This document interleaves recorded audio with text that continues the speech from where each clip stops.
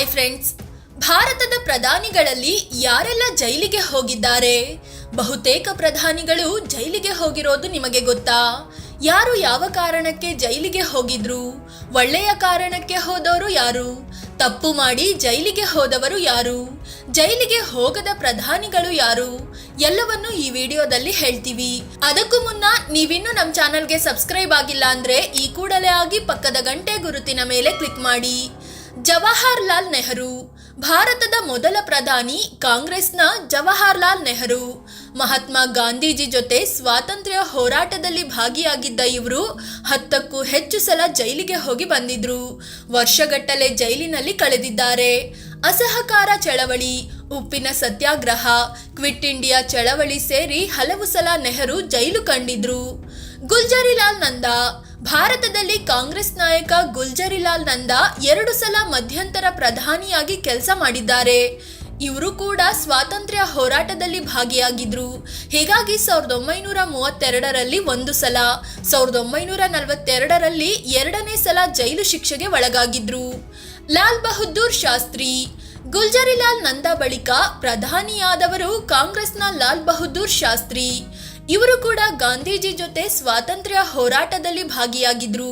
ಈ ನಡುವೆ ಇವರು ಹೋರಾಟದಲ್ಲಿ ಭಾಗಿಯಾಗಿದ್ದಕ್ಕೆ 1928ರಲ್ಲಿ 2.5 ವರ್ಷ ಮತ್ತು 1940ರಲ್ಲಿ 1 ವರ್ಷ ಜೈಲು ಶಿಕ್ಷೆ ಅನುಭವಿಸಿದ್ರು. ಇಂದಿರಾ ಗಾಂಧಿ ನೆಹರು ರೀತಿಯಲ್ಲಿ ಅವರ ಮಗಳು ಇಂದಿರಾ ಗಾಂಧಿ ಕೂಡ ಕಾಂಗ್ರೆಸ್ ಕಡೆಯಿಂದ ಸ್ವಾತಂತ್ರ್ಯ ಹೋರಾಟದಲ್ಲಿ ಭಾಗಿಯಾಗಿದ್ರು. ಕ್ವಿಟ್ ಇಂಡಿಯಾ ಚಳವಳಿಯಲ್ಲಿ ಭಾಗಿಯಾಗಿದ್ದ ಇವರನ್ನ 1942ರಲ್ಲಿ ಜೈಲಿಗೆ ಹಾಕಲಾಯಿತು. ಸುಮಾರು 8 ತಿಂಗಳು ಜೈಲಿನಲ್ಲಿದ್ದು ಇಂದಿರಾ ಬಿಡುಗಡೆಯಾಗಿದ್ರು. ಮೊರಾರ್ಜಿ ದೇಸಾಯಿ ಅಸಹಕಾರ ಚಳವಳಿಯಿಂದ ಸ್ವಾತಂತ್ರ್ಯ ಹೋರಾಟದಲ್ಲಿ ಭಾಗಿಯಾದವರು ಮೊರಾರ್ಜಿ ದೇಸಾಯಿ. ಬ್ರಿಟಿಷರ ವಿರುದ್ಧ ದನಿ ಎತ್ತಿದ್ದಕ್ಕೆ ಇವರು ಹಲವಾರು ವರ್ಷಗಳ ಕಾಲ ಜೈಲಿನಲ್ಲಿ ಕಳೆಯಬೇಕಾಯಿತು. ಈ ಮೂಲಕ ಸ್ವಾತಂತ್ರ್ಯ ಹೋರಾಟದಲ್ಲಿ ಪ್ರಮುಖ ನಾಯಕರಾಗಿ ಗುರುತಿಸಿಕೊಂಡ್ರು. ಕಾಂಗ್ರೆಸ್ನಲ್ಲೇ ಇದ್ದ ಇವರು ನಂತರ ಜನತಾ ಪಕ್ಷ ಸೇರಿ ಪ್ರಧಾನಿಯಾದರು. ಚರಣ್ ಸಿಂಗ್ ಚೌಧರಿ ಚರಣ್ ಸಿಂಗ್ ಕೂಡ ಸ್ವಾತಂತ್ರ್ಯ ಹೋರಾಟದಲ್ಲಿ ಭಾಗಿಯಾಗಿದ್ರು. ಇದೇ ಕಾರಣಕ್ಕೆ ಇವರು ಹಲವು ಸಲ ಜೈಲಿಗೆ ಹೋಗಿದ್ರು. ಹಲವು ವರ್ಷಗಳ ಕಾಲ ಜೈಲಿನ ಕತ್ತಲ ಕೋಣೆಯಲ್ಲಿ ಕಳೆದಿದ್ರು. ಸ್ವಾತಂತ್ರ್ಯ ಬಂದ ನಂತರವೂ ಕಾಂಗ್ರೆಸ್ನಲ್ಲಿ ಗುರುತಿಸಿಕೊಂಡಿದ್ದ ಇವರು ನಂತರದಲ್ಲಿ ಕಾಂಗ್ರೆಸ್ನಿಂದ ಹೊರಬಂದಿದ್ರು. ಚಂದ್ರಶೇಖರ್ 1947ರಲ್ಲಿ ಬಂದ ಸ್ವಾತಂತ್ರ್ಯ ಮತ್ತೆ ಹೋಗಿದ್ದು 1975ರ ತುರ್ತು ಪರಿಸ್ಥಿತಿ ಸಂದರ್ಭದಲ್ಲಿ. ಈ ಅವಧಿಯಲ್ಲಿ ಎಷ್ಟೋ ಜನ ಹಿರಿಯ ನಾಯಕರನ್ನು ಜೈಲಿಗೆ ಹಾಕಲಾಗಿತ್ತು. ಚಂದ್ರಶೇಖರ್ ಕಾಂಗ್ರೆಸ್ ನಾಯಕರೇ ಆಗಿದ್ರು, ಅವರನ್ನು ಕೂಡ ಜೈಲಿಗೆ ತಳ್ಳಲಾಗಿತ್ತು. ಅಟಲ್ ಬಿಹಾರಿ ವಾಜಪೇಯಿ 1942ರಲ್ಲಿ ಕ್ವಿಟ್ ಇಂಡಿಯಾ ಚಳವಳಿ ವೇಳೆ ವಾಜಪೇಯಿ ಅವರನ್ನ ಅರೆಸ್ಟ್ ಮಾಡಲಾಗಿತ್ತು. ಇದಾದ್ಮೇಲೆ ತುರ್ತು ಪರಿಸ್ಥಿತಿ ಟೈಮಲ್ಲೂ ಜನಸಂಘದ ಇತರೆ ನಾಯಕರ ಜೊತೆ ವಾಜಪೇಯಿ ಅವರನ್ನು ಅರೆಸ್ಟ್ ಮಾಡಲಾಗಿತ್ತು. ಆದರೆ ಅನಾರೋಗ್ಯದ ಕಾರಣ ಜೈಲಿಗೆ ಕಳುಹಿಸೋ ಬದಲು ಆಸ್ಪತ್ರೆಗೆ ದಾಖಲಿಸಲಾಗಿತ್ತು.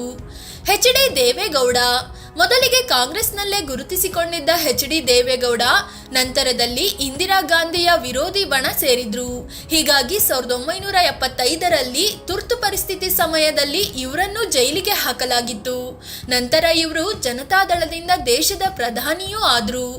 ಐ.ಕೆ. ಗುಜ್ರಾಲ್ ಜನತಾದಳದಿಂದ ಪ್ರಧಾನಿಯಾಗಿದ್ದ ಇಂದರ್ ಕುಮಾರ್ ಗುಜ್ರಾಲ್ ಕೂಡ ಸ್ವಾತಂತ್ರ್ಯ ಹೋರಾಟದಲ್ಲಿ ತಮ್ಮನ್ನ ತಾವು ತೊಡಗಿಸಿಕೊಂಡಿದ್ರು.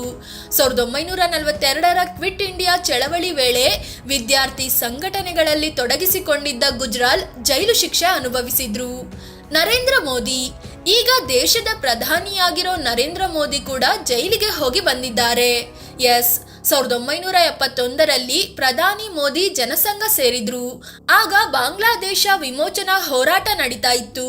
ಅದಕ್ಕೆ ಭಾರತದ ಸಪೋರ್ಟ್ ಇದ್ರೂ ಬಹಿರಂಗವಾಗಿ ಬೆಂಬಲಿಸಬಾರದು ಅನ್ನೋ ಸೂಚನೆ ಹೊರಡಿಸಲಾಗಿತ್ತು. ಆದ್ರೆ ಮೋದಿ ಬಾಂಗ್ಲಾ ಬೆಂಬಲಿಸಿ ನಡೆದ ಸಭೆಯಲ್ಲಿ ಭಾಗಿಯಾಗಿದ್ರು.